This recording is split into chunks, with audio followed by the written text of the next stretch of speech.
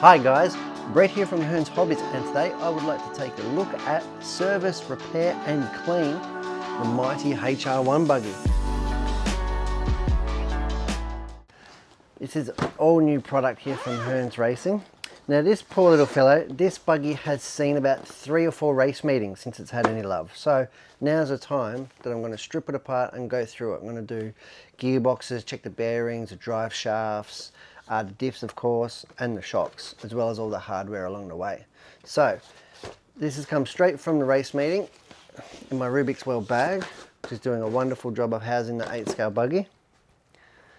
Got it on my pit mat here, my sweep pit mat, which is working fantastic. It's got these little recesses in it, which is really handy. Get the body off. Now, I always inspect the body for damage, and there is a little bit on this, and I will shoe glue it and fix it up before it does hit the track. But that'll be one of the last things I do in preparation. Really good looking body, this one. I really like it, that sort of aerodynamic design. The monochromatic silver and the teal colors, really cool. There we go. All right, now this one still has the battery in it. You can see here I've got a transponder in there too for lap timing. You can see here we do in fact have a damaged steering servo, so that's going to be on the repair list, but we'll get to that part later. But what I'll start by doing is usually working from my way out towards in. So usually you'll start with the wheels if the wheels are on, and then get the big bulky items off. So in this one here, it is the wing. So I'll get that off and out the way so we can see what we're doing. Now a lot of you will cringe, but I've got a special hobby knife, my 9 steps hobby knife here, for just this application. It's nice and blunt, this one, so I will use it for picking out all the dirt out of the screws. Following up with Nan's favourite toothbrush, because the last thing I want to do is be ramming my tools, so to say, into these mud-filled holes, and that's because it's just going to wreck the screws and indeed the tools in which I'm using. And for this one here, it's a nice little 9 steps toolkit that I've got. These are really good quality. If you're looking for a nice little hex wrench scent, do yourself a favour, get some 9 steps. Good stuff. Really nice knurling, good quality finish. So you'll notice as I'm going through the repair, I will in fact usually put screws back where I got them from, and that's because it's just getting the big items out of the way. So here we go. Get this wing out of the way. Still doing well for like 3 race meetings old, this wing.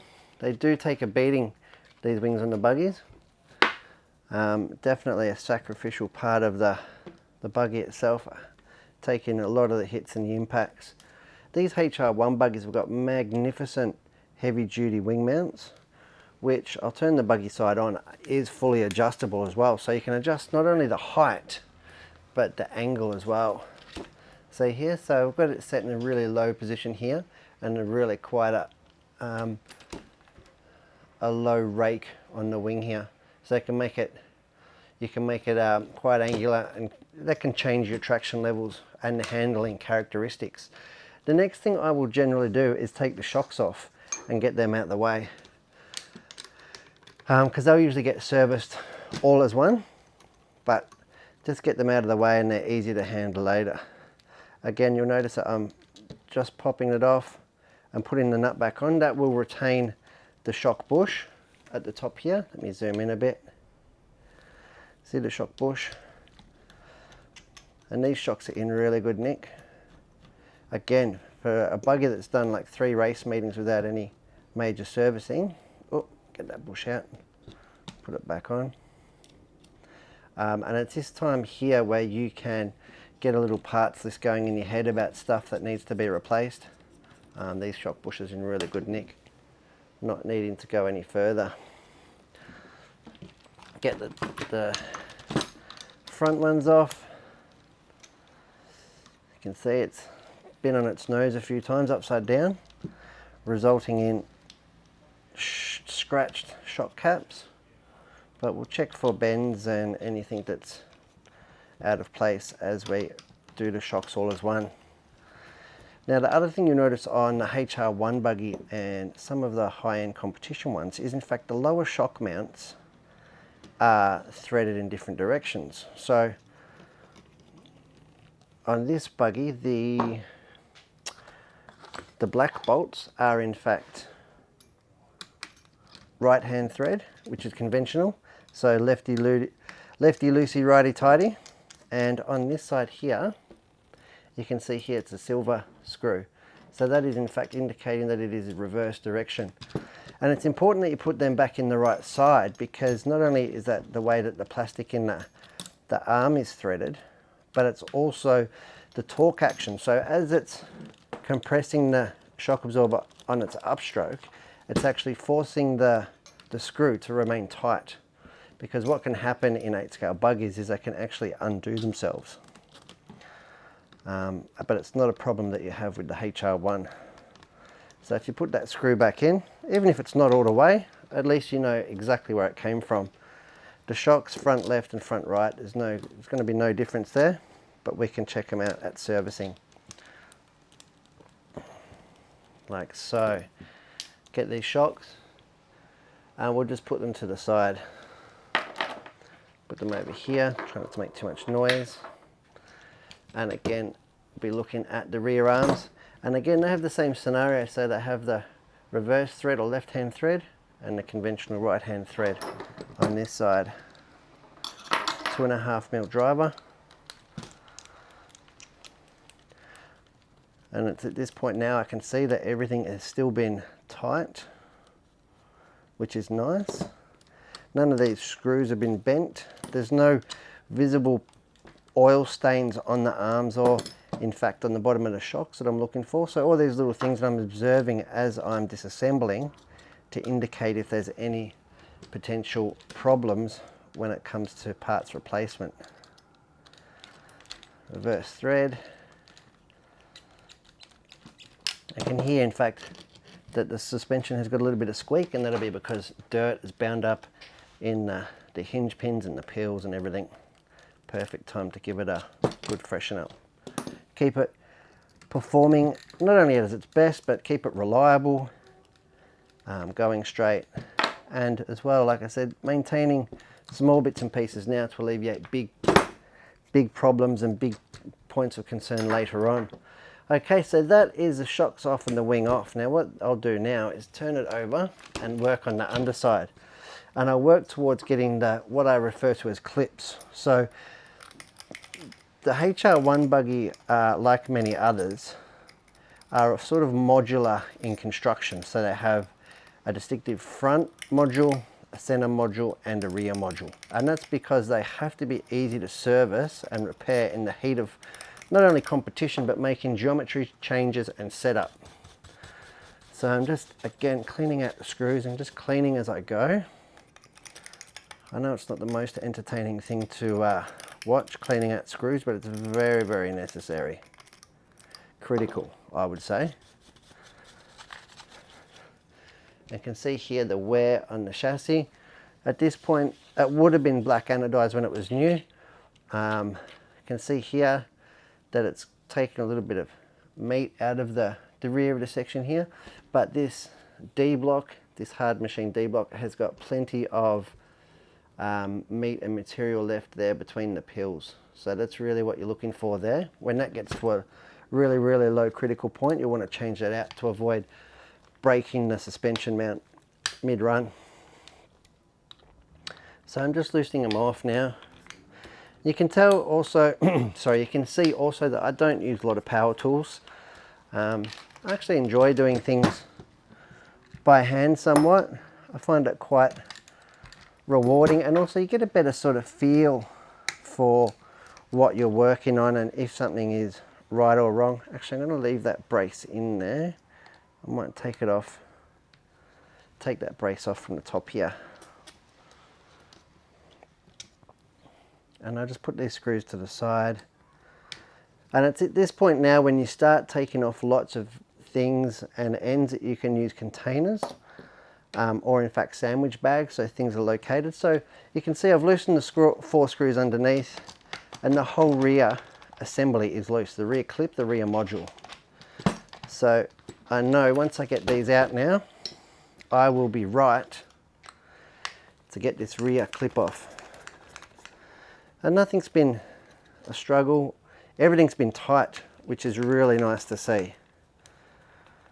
There's nothing worse than when you service a buggy and you realise that half of the screws have been loose.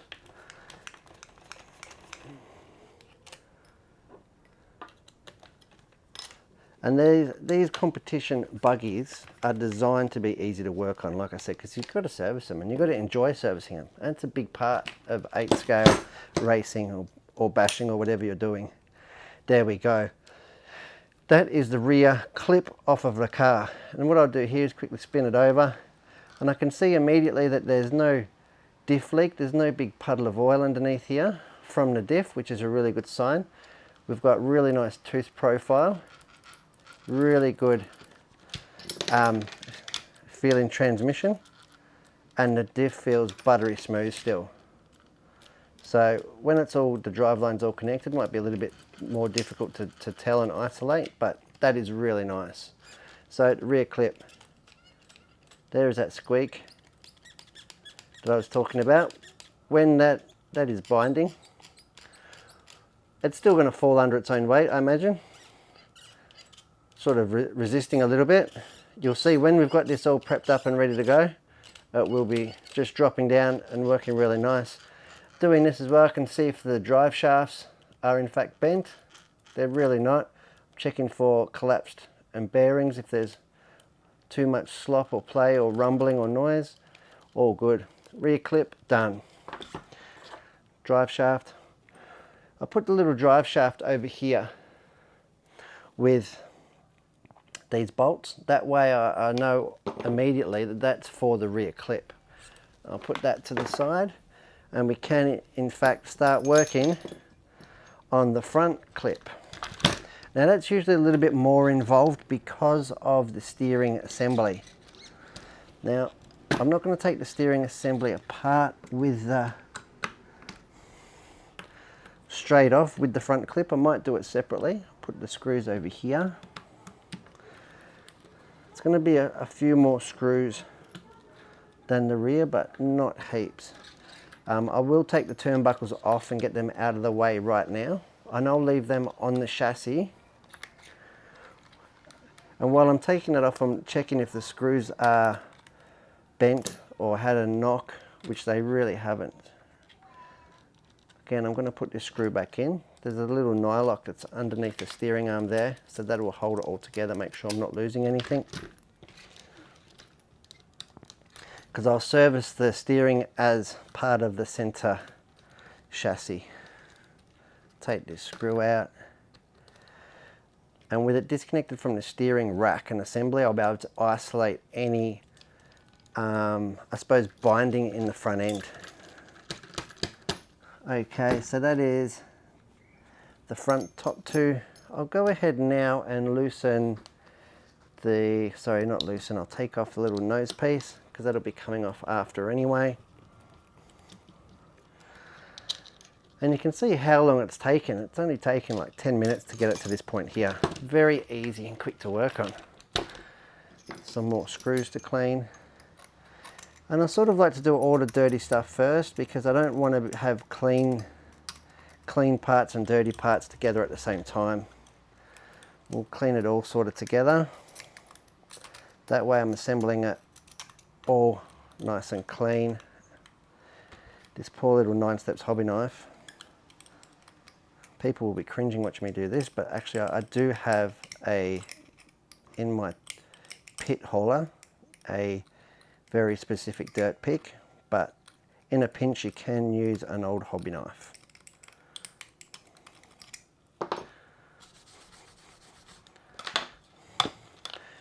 But it's critical you do it because you just want to make sure you're not wrecking your fasteners and or your tools. And especially this one here probably cops on most of it, above the B block.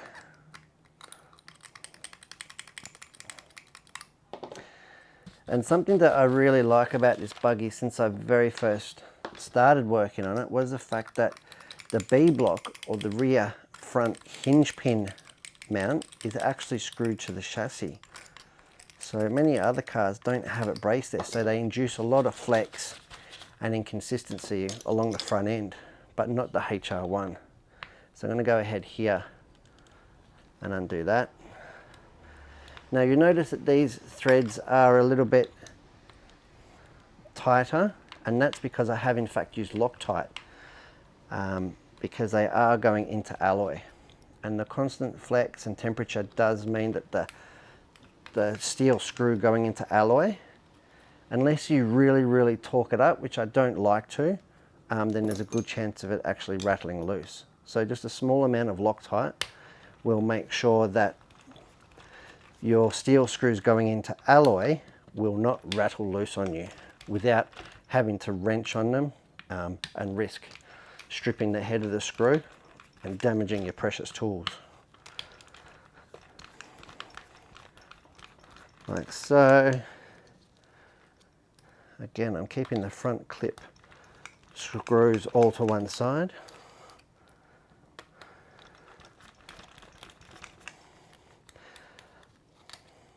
And that will allow me to service each end individually. Okay, now it should be just a matter of, so I've removed these screws too from the bulkhead, the bottom four, the steering, out comes the bumper bar, and out comes the front clip. And it is as easy as that. And have a look how beefy the B block is. Big retaining here. It's what makes this buggy so good. Got a bit of flat steel across here. Very practical and strong. And then you've got pill adjustment in the B block, so you can alter your roll center and in fact your kick up. So that is really nice. Again, there's no puddle of diff oil under here, which is really nice. It's not all wet and soggy. I do have a little bit of copper grease that I used last rebuild, and can see how that's managed even after 3 meetings to still be there. Feels really nice and smooth, and again I can actuate the diff. Buttery smooth. Super happy with that. Okay, now what am I left with? That's just the center section. That is it. How easy is that to work on? Now the steering I can service as a complete assembly. That's pretty good. I will, however, take the opportunity now to take the center diff out. And the reason I'll take that out is because I will service the diffs all at once. Because while you got the oil out and all the same tools, it's easy just to sit them on the bench, sit them next to each other, put them on the rack, and just do one diff after another. And that's as simple as should be taking these 4 screws out, and the diff should just pop out at the top.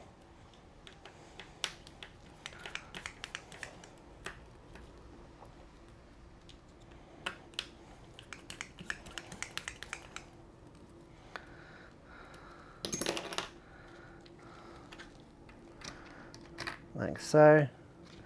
Diff cap off.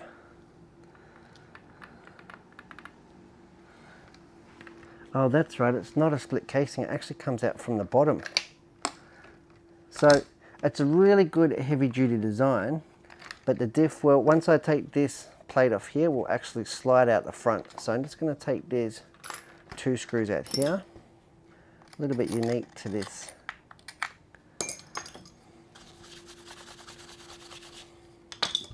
Again, just checking the screws are nice and clean. 2.5mm driver. Straight in nice and firm, nothing's over tight, which is good. Shows me that I wasn't too aggressive or in a rush last time I did it.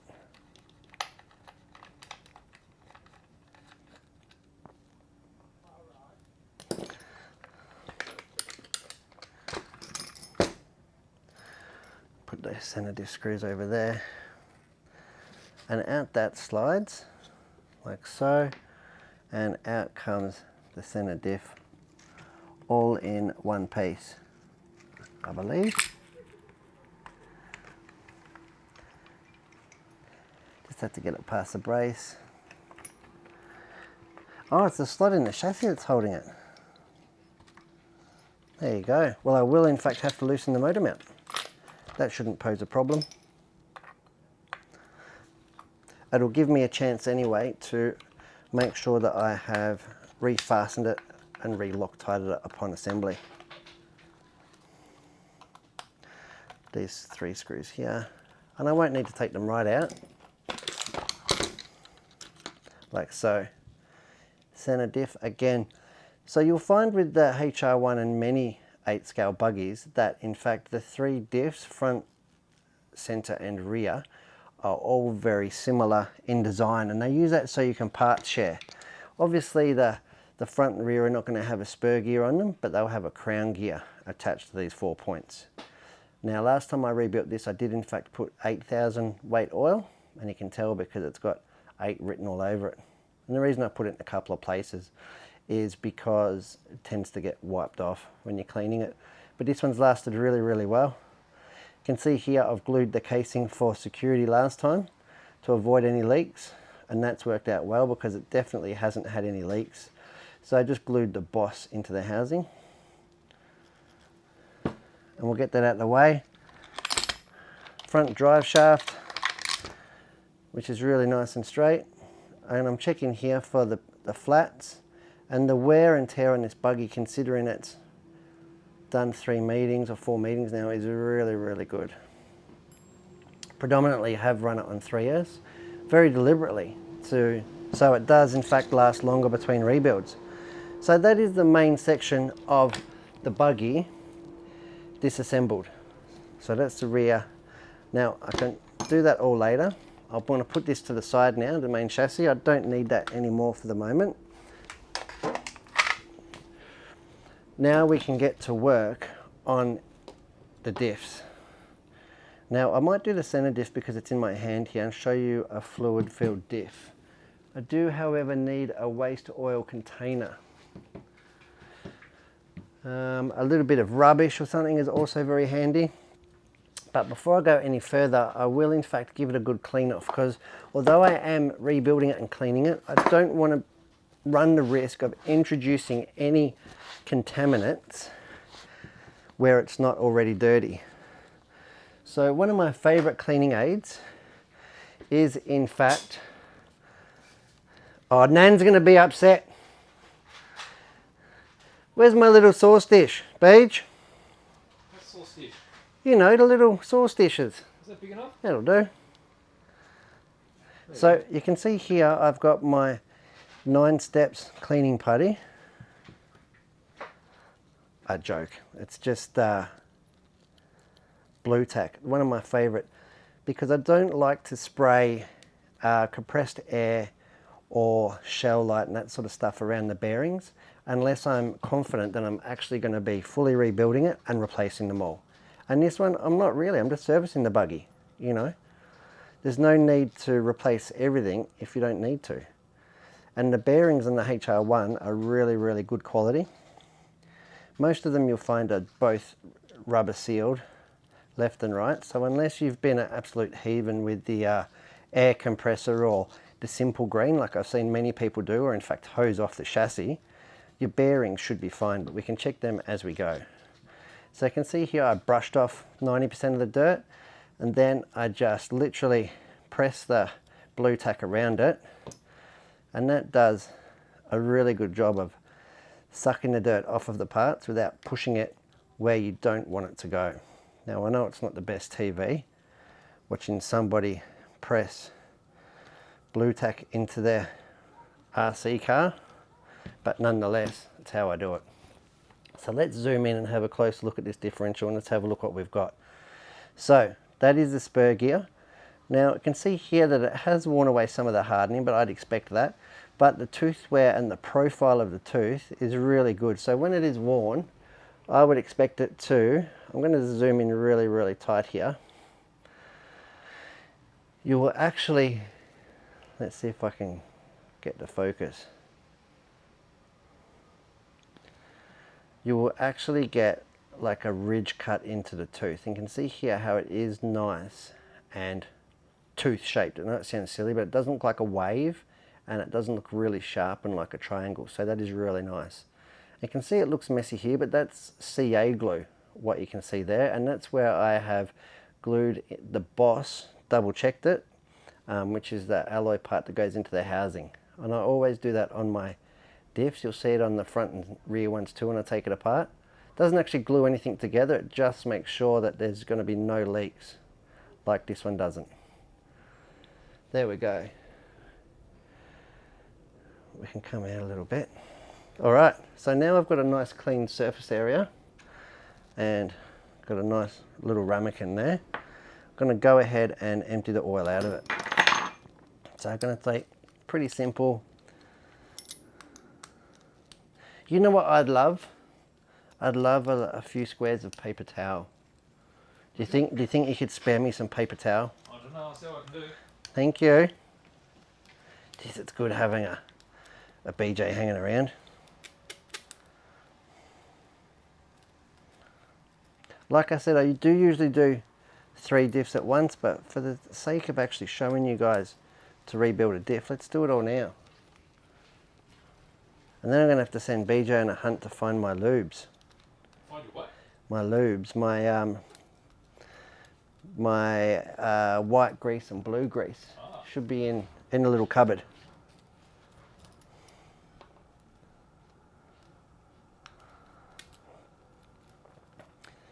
So just taking these screws out. Now what we're going to see when we go in here, I expect, is probably something that looks very black and yucky. And that is oil that is probably overused and a bit cooked, but let's have a look. Wow, it's actually pretty good. So there we go. You can see how the gasket there actually came away really easily in the gear. That's because I actually use a little bit of assembly grease on the surface of the gasket because I love reusing gaskets if I can.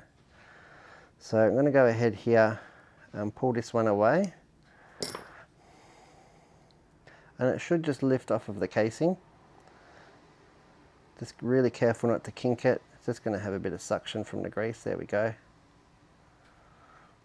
Look at that. And if you look after your gasket, it will serve you for many a diff rebuild. And like I said, that is just by putting a little bit of assembly grease onto the mating surfaces, and that also helps it to seal. And that gasket is as good as new, and that's been through. This is its 2nd rebuild now, all in one piece. So that is really, I'm really confident to reuse that gasket. I'm going to put that to the side. Now for the purpose of demonstration, without getting too messy, I'm going to show you the quality of the oil. So I'm just going to pry off this gear here. Should just lift off like so. And you'll be able to see, so silicone oil starts off clear. And you can see here, it's a bit grey in colour, but not completely ruined. And I'm really happy with that. So that was built with prototype 9 steps oil, this diff. And in fact, I'm going to rebuild it with our latest 9 steps oils, which are now available. So I'm really happy that the punishment and abuse that this has had. And again, you can use solvents and chemicals on your gears and on this part. I do like to have them sort of matched, so I do want to put it back into exactly where it's come from. Now my favourite solvent for cleaning the gears and so forth is in fact a little bit of WD-40. Acts as a really good little solvent for silicone oil. It's no good for bearings though, so make sure it's nowhere near your bearings unless of course you are intent on changing them. So just spray it off and dab it onto kitchen towel. Kitchen towel's a really good little cleaning aid. Like I said, it is a messy job, but it does reward you when you take your time by being a nice consistent diff. Now what I'm going to do here is I'm going to try and zoom in now that is all clean, and we'll be able to see the final step I'm going to use is again my blue tack, and that lets me push it into and get any of debris and dirt out of the face. Now what I'm going to do now is really take a close look at the profile of the teeth and see, in fact, if how they are wearing. So I'm going to zoom in again. Let's have a look. And that is really, really nice. You can see here there's no pitting. Again, they're really sort of tooth looking, nice and rounded profile. They're not angular and edgy. They're not sharp. A little bit of the hardening has, I won't say come off, but it has polished up. That's exactly what I'd expect to see on a really well maintained and pretty fresh diff. Like I said, it hasn't seen a great deal of work, but still three or four meetings now with no rebuilds. That's a really good sign. And I'll go ahead now and take apart the rest of this side of the diff face. And again, being really careful with my bearing, straight over with the blue tack, because the only place that you should have muck is on the seal. And then I will check the bearing itself once I've just pressed it into the blue tack a few times. You can see now that it's a rubber sealed bearing. So as long as you haven't had a diff leak or been spraying, like I said, 9 steps or solvents around the car, it should in fact be nice and smooth. Go ahead and clean everything down. And it's this part now that I'm going to get one of my other really handy tools. And this is the 9 steps gizmo, and I really like using this on anything O-ring. I'll use it on the diffs and on the shocks because it won't in fact cut the, it's a nice plastic, and it won't in fact damage and cut integrity of your sealing surfaces on your O-rings. So left behind now just with the spur gear, no other parts, fixtures and fittings. So I'll go ahead and give that a good wipe over, and I will in fact give that a little spray down with WD-40 and the outdrive, the diff outdrive. And you can see here that the diff outdrive is nice and polished up, and it does have this ridge, and this ridge here, it's really important when you service and rebuild your diffs, I feel, that you actually put grease in there, not shock oil. Shock oil is not designed to be a lubricant in that way, but I put a nice grease, usually a white lithium grease for the metal, because there's no bushing or anything, it's steel on steel when it's actuating. So you can see why it's very important to have your grease there, and that will give you a nice, not only smooth, long-lasting diff, but good seal as well.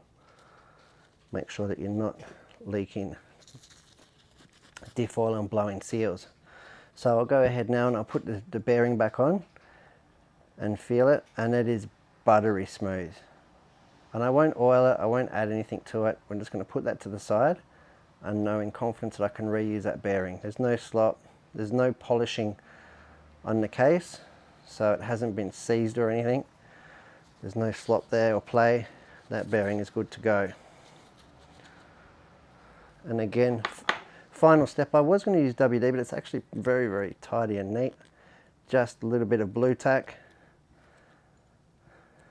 making sure that I've got any dirt and debris off of the gear face and the gasket surface area mainly. That's what I'm really concerned about. Like so. You can see there how it's been wearing really nice on the back of the gear, polishing up. The thrust face, the O-ring, and the outdrive. So I'm actually going to go ahead now and actually reassemble this part of the center diff. And without further ado, I'm going to get out my XTR rubber grease, and I'm going to put my O-ring in there, of course, because it is in fact rubber, and that's going to help it seal and lubricate. Mainly seal. I'm really worried about a good sealing diff. There we go. And then, like I said, that's why it's really handy to do all 3 diffs at once, because it's quite a few steps in it. Then on the out drive, this is where I put the grease. Just enough to fill that little ridge there, just to ensure that I've got that nice buttery smooth action. And it's not going to let it go into the diff, because we do have that O-ring seal there. Going to make sure my my tool's nice and clean. 7mm, I think I usually use for this one. Just cleaning it here, like so.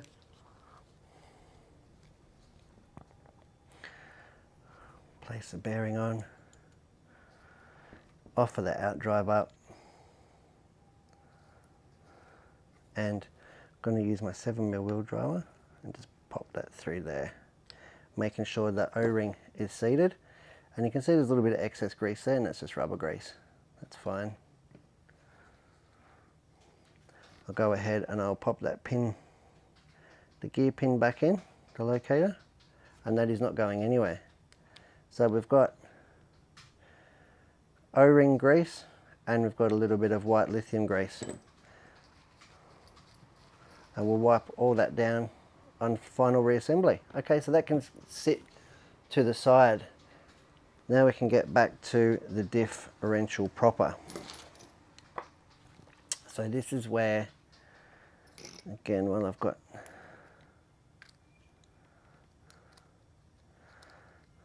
my diff gears here. Put these to the side.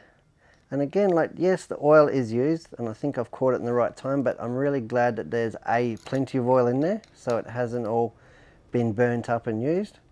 And B, also the fact that the 9 steps oil hasn't broken down too much. It's not completely black and charcoaly, if that's even a word. One drawback of using kitchen towel and not workshop towel is that, in fact, it does start to break down and tear, but it's not going to leave me any lint, so that's all right.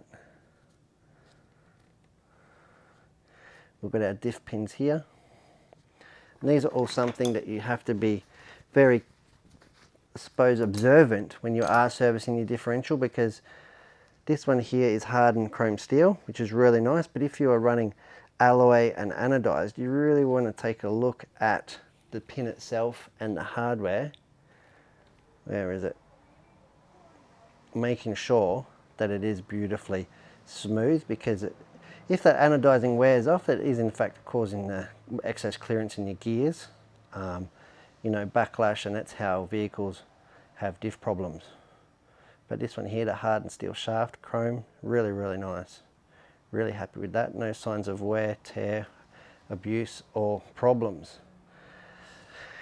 Looking at the washers, again, you can see here they should be all beautiful, polished. See here on the thrust face, looking really nice. No gouges, no discoloration.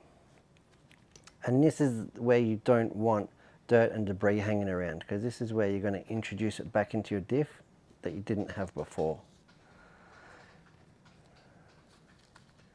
Put the gears to the side.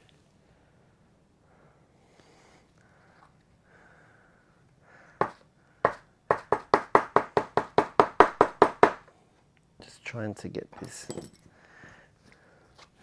I have actually got my favorite little.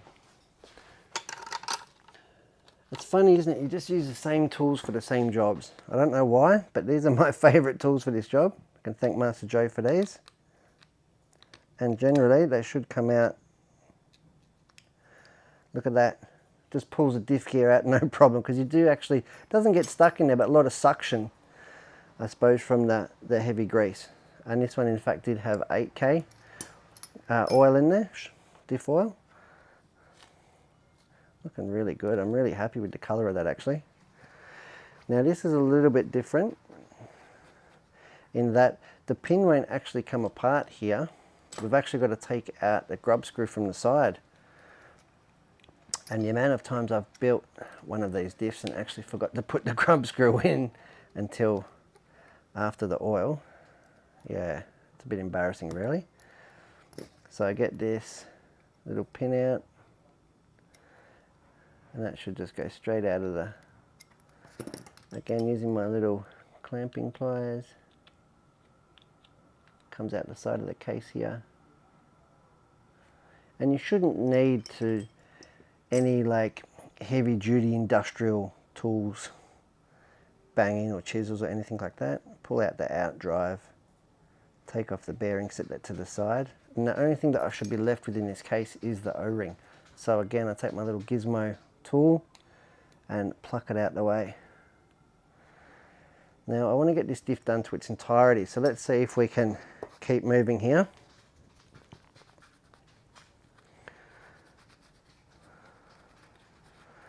Going to let it drain over the cloth while we clean the other hardware down. The out drive, it's where the most of the dirt is going to be, because it's obviously exposed. Again, wiped off all the excess I could.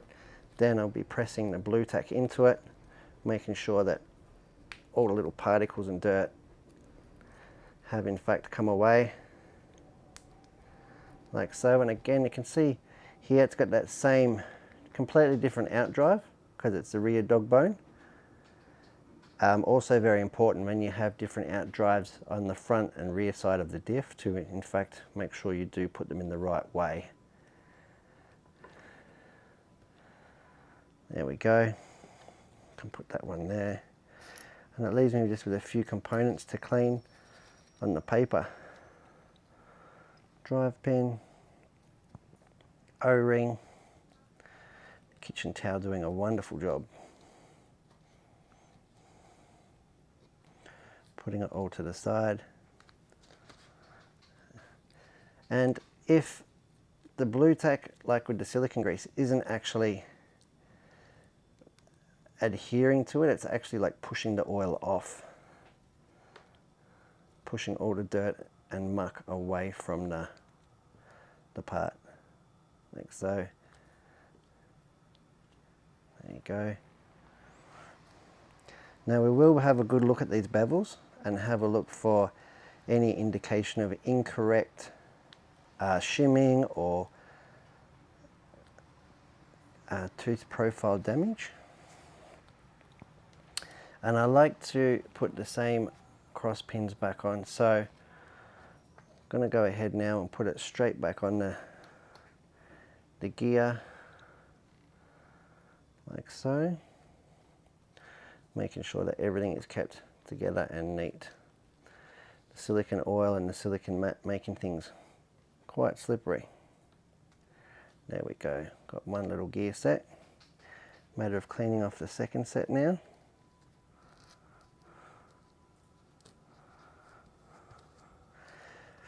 And I know people will sometimes just put the whole diff, sort of take the bearings off, take the O-rings off and put the whole diff into Kero or Shell Light.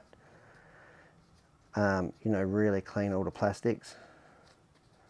Everybody's got their own technique. This is just a quick way to sort of do it at home without using anything too harsh.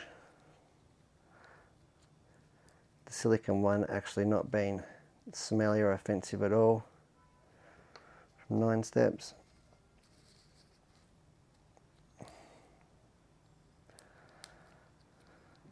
Cleaning it all down as we go. The last parts that we'll be cleaning will be the case, because we just want to, and you think that this is bad, you should try an on-road car with or a GT, a 8-scale GT with 1 million weight or 2 million weight oil in it, or even a big basher like the X-Max with your 20 mil oil in there. It's quite a different proposition. Put the little bevels to the side. Here we go. And you'll be surprised the amount of goop and muck that your blue tack cleaning putty can actually take before you replace it. I use mine quite a bit, as you can tell, and I probably have the same piece for a good couple of months. You just massage it into itself. And it's as good as new.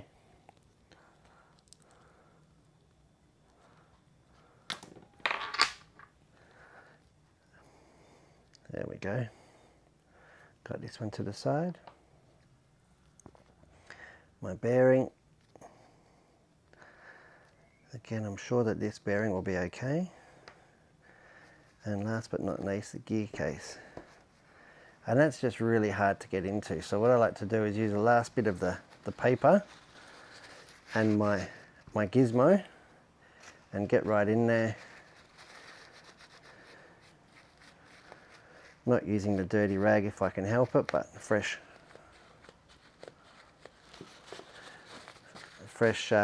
workshop towel or kitchen towel, just to avoid leaving any lint. Like so. Once it gets to a state exactly like that, I can then, in fact, squeeze the rest out with the blue tack. So put the blue tack in there and push it through, and it will come out the back. Like so. And the more muck you get out, the better.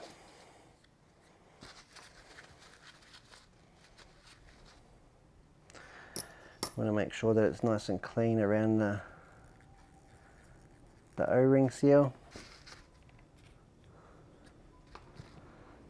Again, just pushing some blue tack into it with your finger. Getting it all done. Now the last step that I like to do, and it's lucky that I've got it right here,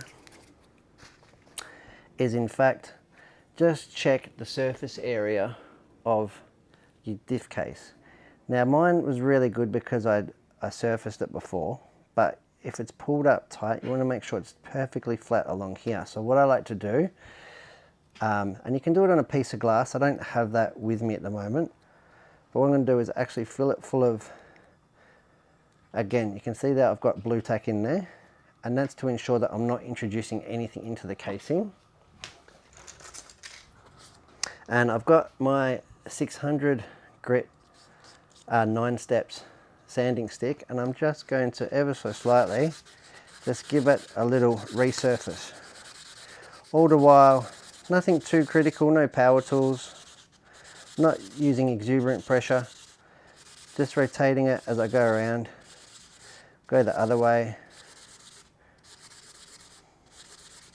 making sure there's no burrs or anything like that.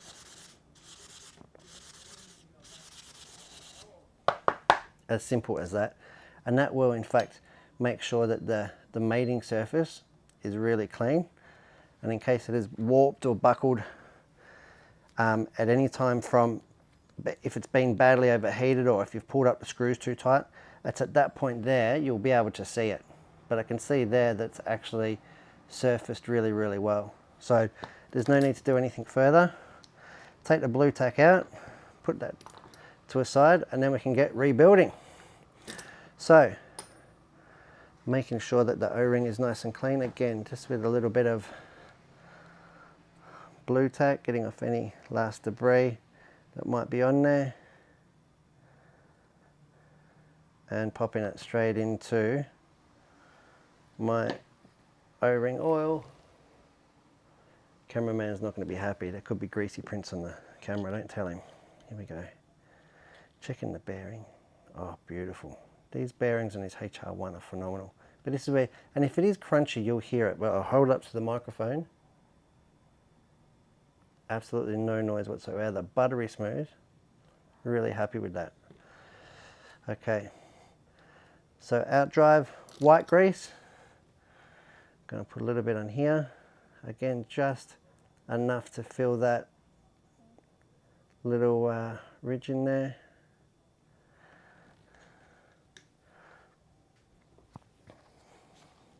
Go ahead here with my, and exactly the same practice as before, just get it to fall off the tool,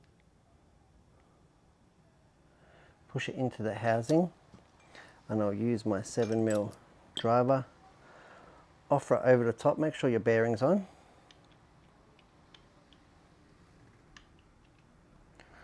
And that will push it straight down into the housing, making sure that it's all, and you can see, you can feel then that it's really nice and smooth. And I'll go straight away now and put the pin in. You just have to find the hole here by rotating the out drive.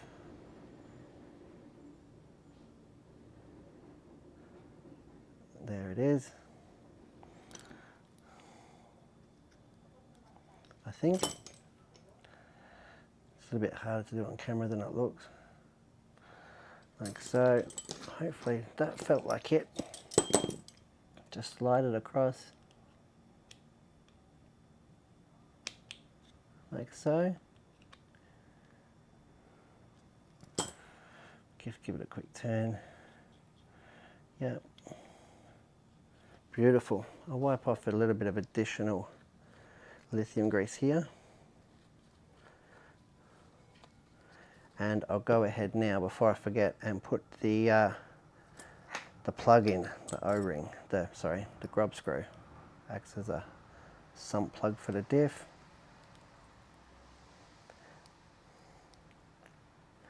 Making sure you're putting it in nice and straight. And the reason that you've got to put it in now is so you actually don't screw it in too far. So just do it, because if you do it up too far, you can in fact cause it to change the preload on.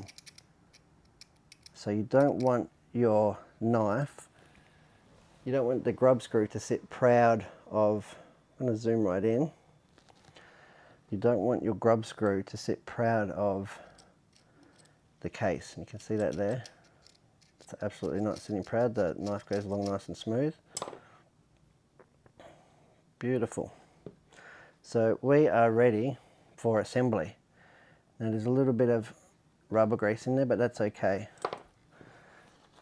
Just make sure the pin's nice and central.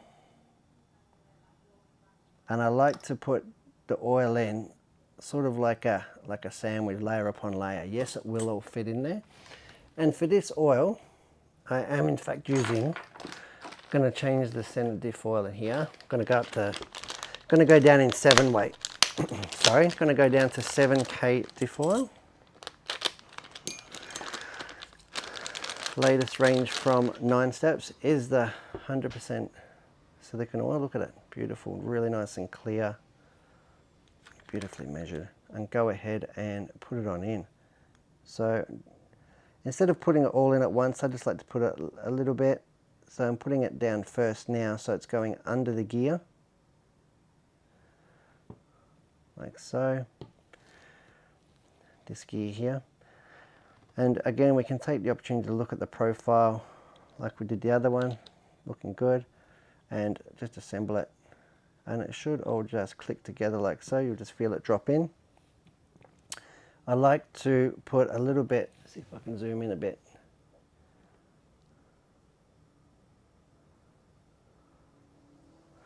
I do like to put a little bit of oil where the cross pin goes. The number one rule when you are doing your fluid filled diffs is to not get it into the thread holes here. If you get it into the thread holes here and you haven't relieved them, put the hole all the way through, you will get a hydraulic lock and just strip the thread before you actually do it up. And I see a lot of people make that mistake in any scale racing using fluid diffs. Okay, so first cross pin will go in. Everything's a little bit slippery now with the oil. Make sure all your tools are nice and clean so you're not actually introducing anything. Like so, and again, then more oil. 7K is quite a thick oil. Putting it down behind the bevels. Like so. Some people weigh their diffs. If you're doing a really good rebuild where you're using all new parts, that is definitely achievable. But when you're doing a rebuild like this, we could have had like half a gram left of weight, so it's really hard to tear off. And the diff units, like the center diff, is going to be different to the front and rear because of the out drives are different and the spur gear assembly itself. So I like to come up,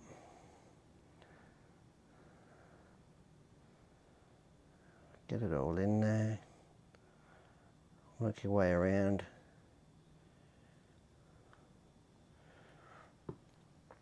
Cover up the cross pin like so. It's definitely not full to the brim, but I have covered the cross pin and the very top part of the bevel, and it's at this point now I will in fact drop in the top gear, and I'm doing it in a way that it lines up on the casing. You can see here how it's lined across, and that will make getting the pin lined up, again making sure that no diff oil is going into those screws. It's going to put a little bit on the back of the diff gear here. Now this is where we use our gasket. I'm going to go ahead and just use the O-ring grease. I'm just going to coat it very, very liberally on the front and the rear of the gasket, and this is going to keep it nice and soft and malleable. Also going to create a better seal using a little bit of grease, but it's also going to help it not stick to the metal in the casing, so we can in fact reuse it like so. Put that down, going to offer it up.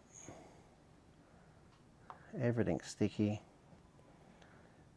Okay, and then we should just about have this center, so I'm just going to line up this pin like so. Now got it in the center. Now I can keep it straight like you can see there, so I can offer it up over the screw holes, keeping it between the two gears, and this is where the magic happens, offering the diff up to the pin and keeping everything lined up. Now what I'm going to do here before any oil can get into my screw holes is in fact get my screws started. And these screws, you want to start them all very evenly. These are very critical to be done up evenly, and the thread's really nice. Now if this was a new diff casing or a new build, I would have threaded that with a 3mm tap, again all by hand, but that way you can in fact have a really good feel of when your screws are tightening, and you don't have to use a power tool like so. So I'm just getting it down. So I'm just going to get the screws surfaced, and then I'm going to rotate the diff and in fact make sure everything's all nice and lined up and not bound. But the way that's slotted together, I think it's got to be pretty good.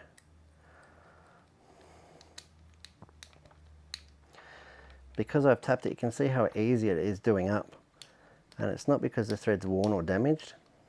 It is going to do up really tight, but it's because it's been really nicely tapped. And that is the center diff. Just working my way around, nice and even, and again that just rotating the diff, everything's meshing smooth, it's buttery smooth. There's a lot of resistance there from the oil, which I'd expect. And then I can go ahead and tighten across the face of the spur gear. Each one getting a quarter of a turn, and again rotating it, feeling really nice. I can go ahead now and finish the torquing. Working my way around across the face of the spur gear, nice and even. Another rotation. Yep, final torque setting.